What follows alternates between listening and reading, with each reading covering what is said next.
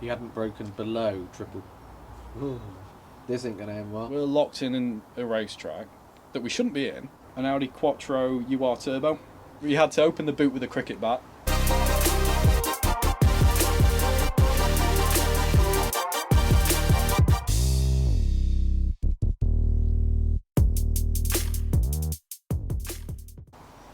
What happened in uni, Jim? Gosh. There's some stories I can't tell you. There's a few that I can. Tell me the ones you can. Went to study motorsport.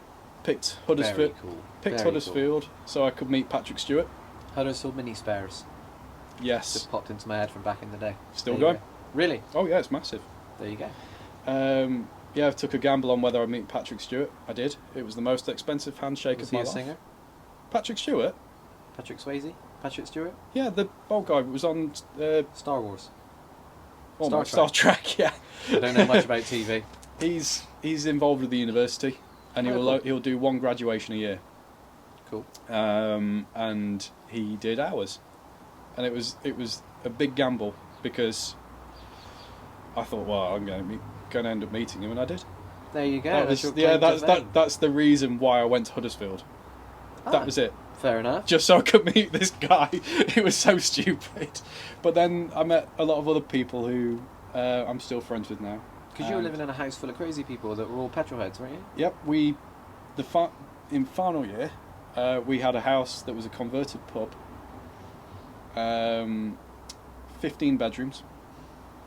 13 of us studied engineering Oh. and all knew each other, Oh. with 2 girls, one of which I'm sure is a ghost because she only appeared at between 2 and 3 in the morning, and she'd walk through to the kitchen, we'd say hello, and then she'd disappear again. And we only ever saw her do that walk. We never heard any noise. I swear she was a ghost.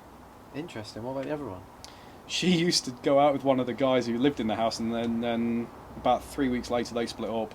She was great fun because she'd just keep us all in check. Really? Yeah. Fair We needed enough. it. The But mother of the house. there were 13 of us, and we had 32 cars. In that final year between you. Yeah. So mate, that must have been the coolest student house ever. the headlines of it were although this was, off the road, we had quite a few projects. We Yeah, had, of course. say, with the Cortina, I had my Mark II Golf GTI, rest in peace. A couple of air-cooled VWs, I think 3 minis, Cool. an Audi Quattro UR Turbo Oh. that we bullied somebody into buying because he said he really liked them. And how much do you pay for it? He paid $4,000 because What, it was 30 to 60? Oh no! To be fair, this one probably would still be about $4,000 because it was complete trash. I'd buy it. We bought it. I know it was when Ashes to Ashes had come on the TV, and the main car on it was a Audi Quattro. The red one, wasn't it? That's I've right. never watched Ashes to Ashes, It's but good. people, every time I get spotted in that, people go, Ashes to Ashes, and I'm like, Okay. I don't know, okay, yes. So we were watching it, and one of the guys said, I'd like a Quattro like that. So we're all like, well, that's you knackered because peer pressure. Yeah, you got 12 other guys, Yeah. all petrol heads. Straight on eBay. Yeah, 100%. Found one in Glasgow. It was the cheapest one on eBay. So it was $4,500. We went up, we had a look at it, bought it, and we were bringing it back, and instead of taking the well-lit motorway, we took a detour because we're in a rally car now, Oh, yeah, through a field. through the Yorkshire Moors Yeah, very wise. at Yeah, night. definitely. And as it turned out, not all the wiring was what it should have been. So the relays, some of the relays weren't right, and the fuses weren't right. We were going through the moors, and the headlights died. So I'm in his old car, an Astra, Yeah. having to lead in front, like the old, Oh, wow. yeah, Ooh. to make sure that we got some headlights. Oh, dear. Yeah, loved that car. Absolutely loved that car because it had so many nuances. Like it had a rally rear wing on it. Okay. We took it off thinking because it was odd that it only got this rear wing and nothing else. Yeah. And it turned out it's because the boot latch was so weak, the heavy fiberglass wing would hold it down. Oh, wow. We had to open the boot with a cricket bat Why? because the latch wasn't quite. You've got a long cable that goes. If I remember rightly, somewhere around. How do you open the boot on that thing? It's in the door. That's it. It's in the door shut. You got that. Yeah. Ping, ping, ping. Yeah. The cable had broken there. We And couldn't there's get no out. lock on the boot, Mm. so you can't open the boot if that cable snaps. So we had to use a cricket bat to. Cool. Fair enough. Yeah. Seems logical. We had an Elise S1, Oh, gorgeous car. Missed that. very cool. Very, very cool. That was to be fair awesome. That was some very cool student cars, mate. Yeah, it was a good That's time. very It was a time I always look back on and think it was a lot of fun. Yeah, definitely, man. Good times. But that's how in that time we went to Le Mans a handful of times. What drove there? Oh yeah, France, yeah? yeah. See, I know nothing about motorsport. Le Mans is a great race. 24 hours. Just great atmosphere. You can wander about. Bit of a holiday. Weather's always good. Does rain at least once, but and hopefully going in this next year. Are you? How many miles is it to Le Mans? Is it If- over like into Calais, like Le Château into Calais? You're slightly further down than Paris. So Paris is here. I think you're that side. Yeah. As I'm looking at France, don't stage. Don't. Yeah, it's quite a way. I think A few from miles. door to door, about 12. I want to say about 1,200 miles each way. It's been a while since. Each way. Oh That's a yeah. lot of miles, isn't it? I'm sure it was close to 2,000 miles by the time we've done it. So That'd be amazing. it would be good to do in that. Yeah, definitely. I mean, I set out to do that in 2009. I've still not done it yet. Do it next year. Yeah. Definitely. And that's why when we finished our final exams, we were told you need to be, if anybody has to take any resits, which might happen, you never know, don't leave the country, don't go on holiday, because you've got between, let me think, the end of May and graduation was July time. So if you have to have a resit, it has to be done then, and it has, if you want to graduate in July. Otherwise, it has to wait till September, and it's a whole thing. And we heard, all we heard was you're going to get your results on the 25th of June. Yeah. It'll be fine. You'll be Just alright. yeah, as long as you can get back for the resit, you'll be fine. So we buggered off to France for 2 weeks. Of course. Went to Le Mans, and then we went from Le Mans underneath Paris to Rennes, which is where an old racetrack used to be. Cool. So you're driving down this dual carriageway, single carriageway, just this arrow straight road, slight incline, and all of a sudden a 1950s grandstand appears. So you've got the grandstand here, Yeah. you've got the garages here, and it's literally meters away from the road. Have I seen this on TV before? It's been on all sorts of stuff, Yeah. and it's amazing sight. They're now stopping you from parking there because apparently there's been accidents. Yeah, of course. Yeah, people stopping and taking photos, obviously. Yeah. And we did a quick flyby through it. Yeah.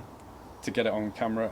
I remember going up to the top of the hill. As soon as you get past the grandstand, I didn't realise there's a very short length of road and a big roundabout. Yeah. I started braking. What were you in? Oh, sorry. Yes, I was in an E36 325. Cool. So I was flying, absolutely rinsing this straight six down this road, doing 50. Of course, yeah. I looked at the speedo halfway through braking and realised I hadn't even got past triple digits at this point. You hadn't broken below triple. Ooh, this ain't gonna end well. I am throwing gears at this thing like you need to. Manual. Oh yeah. Cool. Just like slow down, you know. Somehow, I have no idea how, managed to make it back round this roundabout, and I say to my mate, who did the same thing 2 minutes before, why don't you not tell me there's a roundabout? I said, what the I had to find out the same way you did. He nearly didn't tell you. Yeah, prick. Oh, you were sat next to you. He's got a death wish. Madness. Oh, yeah. Learn from your mistakes, mistakes. But yeah, it was a good trip. So, and that's we eventually get to the Nurburgring because it was like this was a trip we tried to do in 2009. One of my mates at uni, his car died whilst we were at Le Mans, so we had to nurse it all the way back, and we missed the second week. Yeah. And so this time we made it. We started off with 6 cars, and we were a good 4 cars in. So it was a success. We'd passed. Fair enough.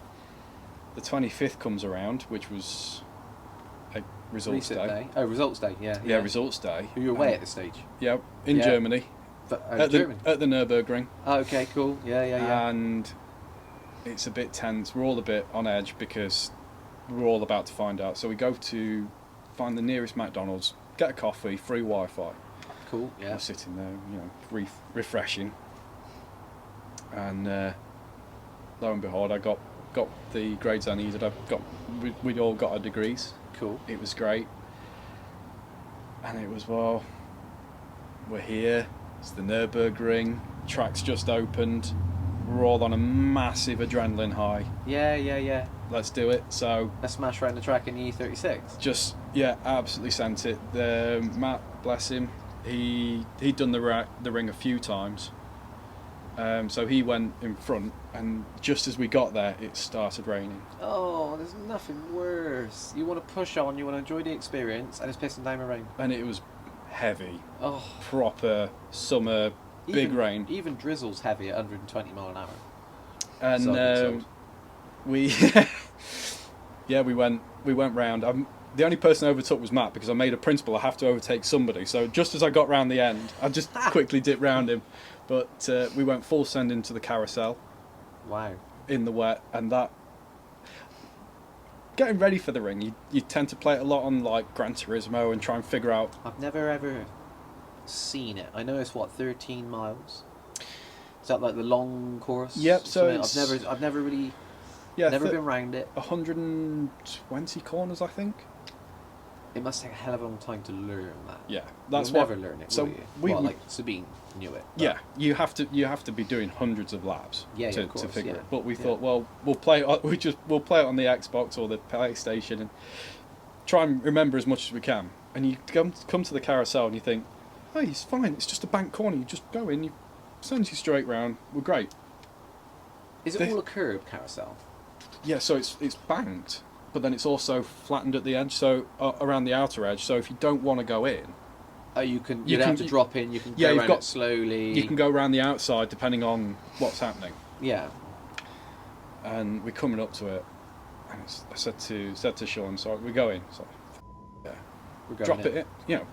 We're doing it, and I didn't realise. So you're going from flat to banked surface. Yeah. Now on the games, you never feel this. You never feel that undulation of the road, and we go in, and it dropped. All I can remember is the front end dropped. Because you actually had to drop in. You actually drop into it. So then go up and around. So when you go over a humpback bridge, your stomach does that. Yeah. But it was just so. I suppose you dropped in, then went round. You drop in and you really get sucked into it as you're flying round. It's a brilliant corner, but it doesn't have to scare the shit out of you whilst you're doing it. What's that one in America? With the incredible... Corkscrew at Laguna Seca. That's meant to be... I've seen people try and walk up that. Because you go from... And it's like this. Have you ever tried walking up Brooklands? Brooklands? Bentley Brooklands? Yeah, the racetrack that used to be in London, on the outskirts of London. I've driven around Castle Coombe once in an Aero Atom. That's it. Okay. That is it. So that was the early 1920s racetrack, and that's all banked. That is a really steep thing. But we did the Nurburgring, and then I rang my parents to tell them I got my degree. Told them where I was. My mum's like, please don't do that track. Too late. Like, I've just done it. I suppose it's better to ring her after you've safely got round the track. You don't want to ring before and go, I'll be home for tea. Oh dear. Right. I won't be home for tea. So that was the second greatest day of my life. The first? My wedding day, obviously. This is a car channel, Jim. No one cares. I was allowed to pick. We had 2 tables for our wedding. I have a very forgiving wife, by the way. So do I. Thank you, Sam. We had 2 tables. We wanted to keep everybody, rather than segregating people in little bits. So we had. I hope I know where you're going with this. We had the top table. Yes. And then we had a long table, so everybody had to talk. Yep. And I was allowed to pick the names. And I went with the Mulsanne for us. Mulsanne straight. Clever. Bonneville for everybody else. There you go. I thought you were going to say you put all the petrol heads on one table and then all the people that don't care about cars on another table. No, just invite them. Yeah. If you don't like cars, you can't come. But you'll find this out one day. I will do, yeah, next year. It'll be fine. It'll be alright. You'll have a good time. I'm sure I will do. Spa? On the way back from the Nurburgring, we had to get back to the ferry in France for a certain time, and Matt said, Spa's only an hour away from the Nurburgring. We'll just stop off. It's only a slight detour. Yeah. So makes sense. You're going that way, aren't we? We drive. It is literally an hour away. Great. We'll stop off. We get there, and there's a long driveway up the road to Spa. Mm. Gates open, so we think, well, it's a bit weird, but we haven't quite got there. So is this just like a gate for whatever reason? So we drive up this long twisting route, this driveway, get to the end, and we are literally where the pit lane is for the F1 stuff. On the way down to Radion. This is the one in the corner that goes vroom, vroom, yeah, that's and you see all Radion on the videos into vroom, vroom. yeah. Yeah. Radion into Eau Rouge. Everybody thinks it's Eau Rouge, but it's not. It's Radion. I've heard at the of bottom. Eau Rouge, yes. Yeah. Which is red water. Yes. What's going to come out of you if you get it wrong? With the speed I see people do it will do, yeah. We get there and there's a few Audi lorries, like team trucks. Okay. Think, oh, okay. Some bit weird. There's nobody around. Bit quiet. So we get out the car. We go to the top of the pit lane because there's a bit of a viewing area. Take some photos and have a great time. Just a quick one. We don't go anywhere we shouldn't have done. Yeah. Jump back in the car. We go down to where we came in. Yeah. Gates locked. That's not good. This is weird because we've not even seen a soul here, and the gate's locked. So we go round. Like there must be another exit. We go round. That's locked too. There's a police station the opposite side of this gate. Yeah. And then we start to think, shit, we're locked in a racetrack that we shouldn't be in. Yeah. There's a police station there. Yeah. And we also need to get to the ferry in a couple of hours' time. That's not good. Like this is getting a bit tense. Go back to where the team trucks were, and we had a look, stick our head in. We can hear a noise, and turns out it's some cleaners. Cool. We can't speak Belgian. They can't really speak English, and we sent in Rob. Rob. He says, "It's all right, lads. I've got this," and he has a real broad accent.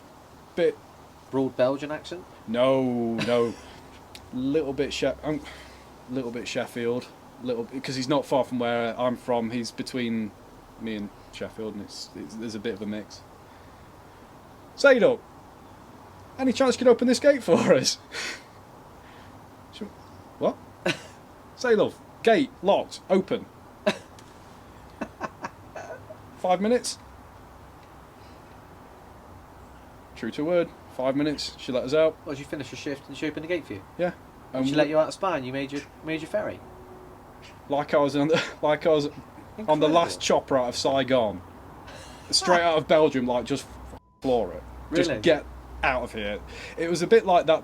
It was that bit in Top Gear, you know, when they got chased by the hillbillies. Like, I don't want to be chased by the Belgian police by speeding, making me look more like I need to be chased by the Belgian police.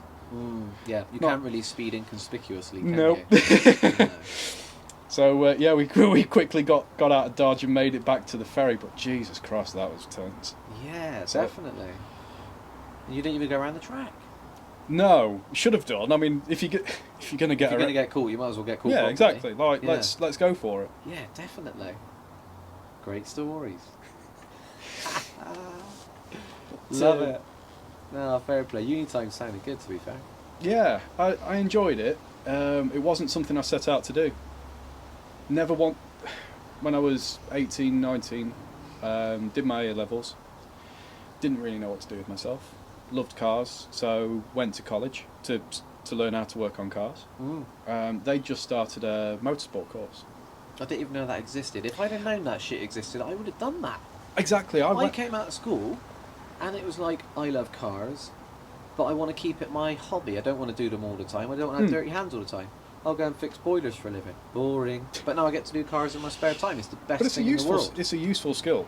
If I'd have come out of bloody year 11 and they'd have gone motorsport at uni, I would have gone yeah, yes. Motorsport at 6, yes. I'll do all of that. It was never publicised. That'd be great. Well, I could see that because they never told me. Yeah. If they'd have told me, I would have done it. And that was it. So they said, we're looking for, like, you've got A-levels, you've got so at the time I had the Triumph.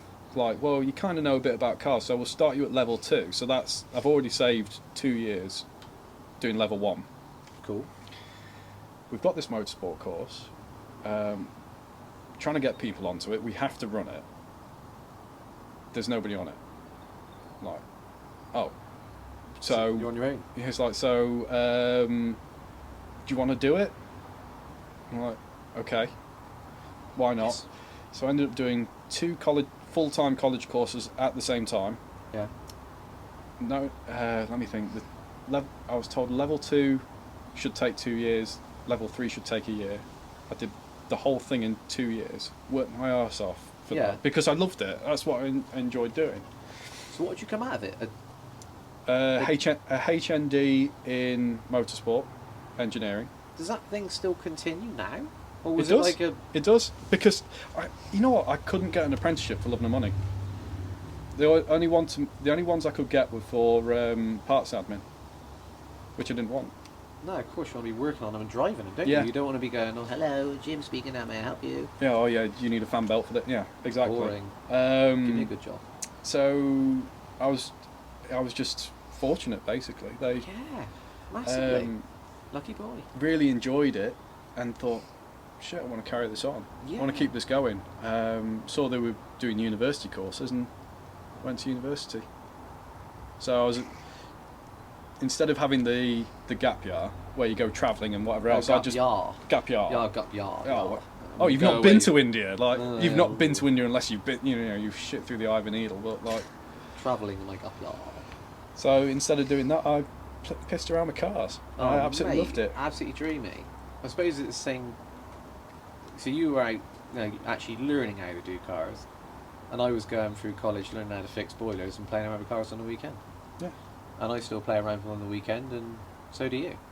So we both come out all right, didn't we? I love it. Yeah. They're incredible. But what's going to happen, Jim? When we all go electric, we're not. It's not going to happen, is it? It's not going to happen. Unfortunately, there's bigger issues at play. There's the when you look at the pressures. I swear an electric car produces more emissions over its lifetime than a petrol one. It does. Just purely manufacture. You can't manufacture a car I don't get it. from all 4 corners of the world, bring it to one place and then distribute it back to all 4 corners of the world. And then reclaim all that emission to get to that point. Zero emissions when it runs though, Jim. Cheap tax, cheap electric. It's not just don't pay tax. Yeah, that is true. That's the brilliant thing. Just don't pay tax. Yeah, the 40-year rule. This is what I don't get. They're going to wait until everything is 40 years old, which is when, let's be fair, it starts to fall apart if it's British or not British. And at that point they go, don't worry about your MOT. It should be fine. I don't agree with it.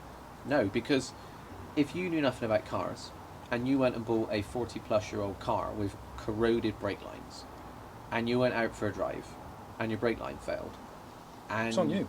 It's on you. And at what point do you go, well, I didn't need an MOT, I know nothing about cars? I want to be underneath that car and I want to know it inside out. Yeah. And if I find corroded brake lines, I'm going to replace them. I mean, you see it with cars where the grass is coming through the floor, and it's like, well, it's MOT exempt. I can, yeah, Right. drive it home. It's scary. Yeah. I want an MOT to keep me in check. I want someone to get underneath it and go, that needs sorting, that needs sorting, that needs sorting, that's a failure. Because people don't even check their tyres nowadays. No. Let alone brake lines and fluids, and they just don't do it. No. It's the whole not accountability, I suppose, but I couldn't, in good conscience, drive this without an MOT. Because if anything happened to me, to anybody else, it's my fault, regardless. Yeah, you're putting your name on that. But if I've made sure that I've done everything within my power to make sure that it's as safe as it possibly can be, yeah, then at least I've mitigated it.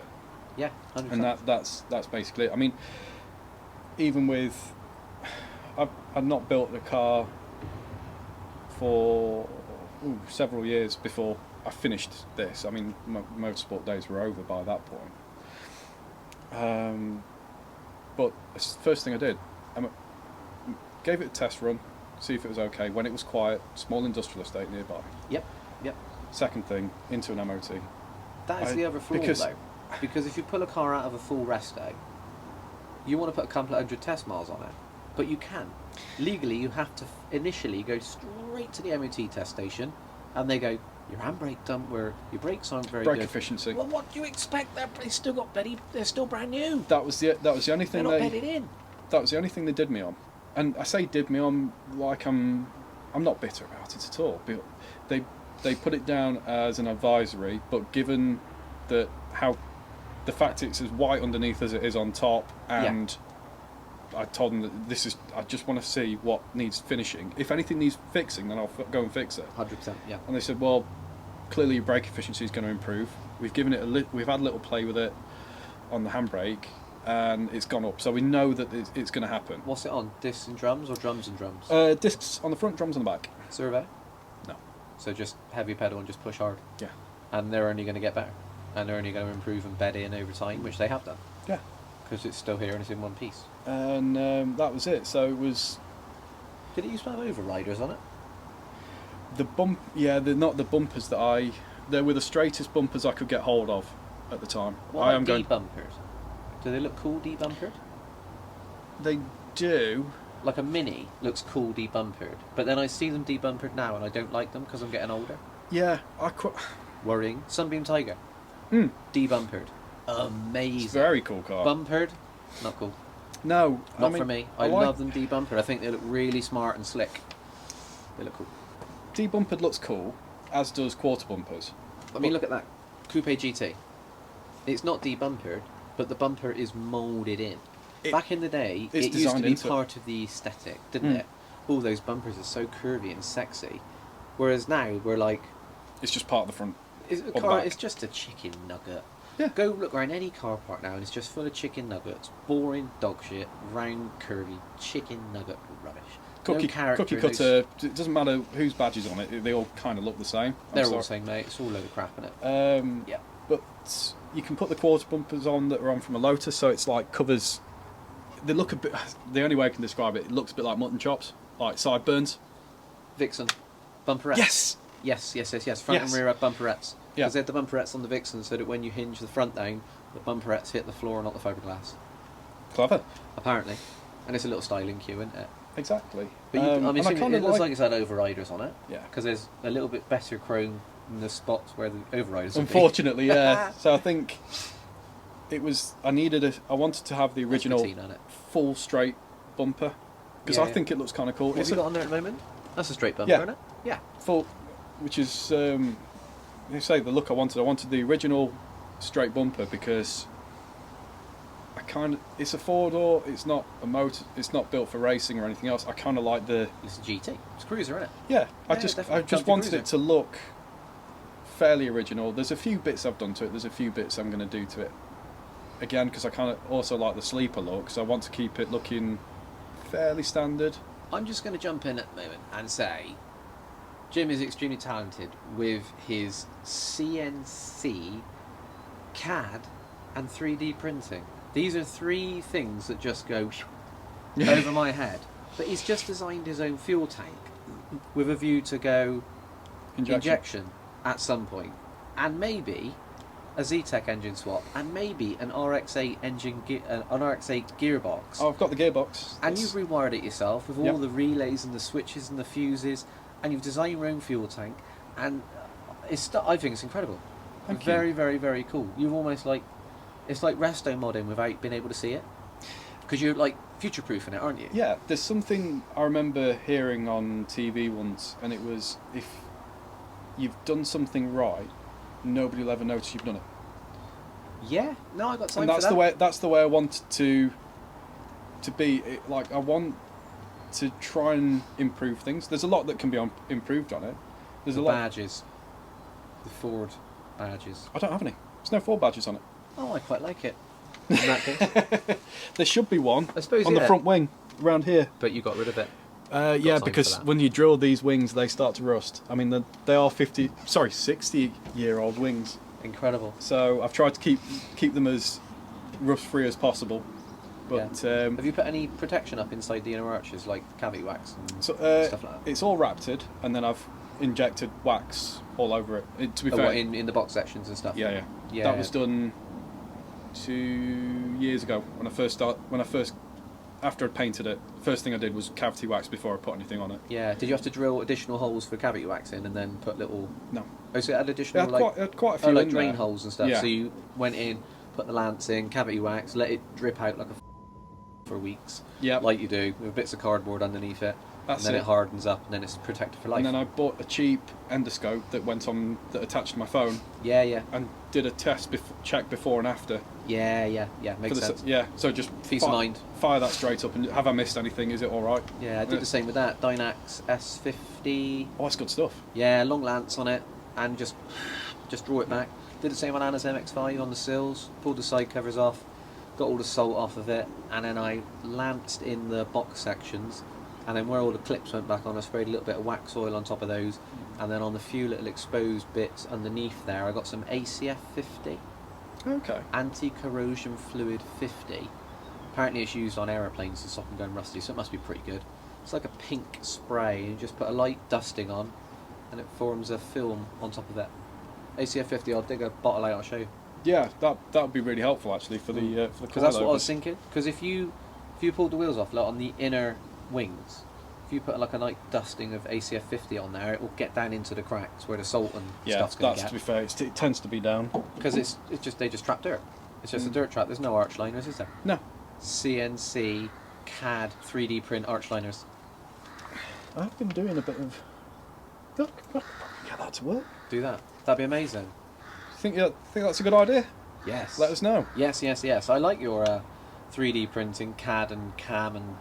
I've been enjoying It's over my head, to be fair. I think it's cool. I mean, I get paid to draw pictures anyway.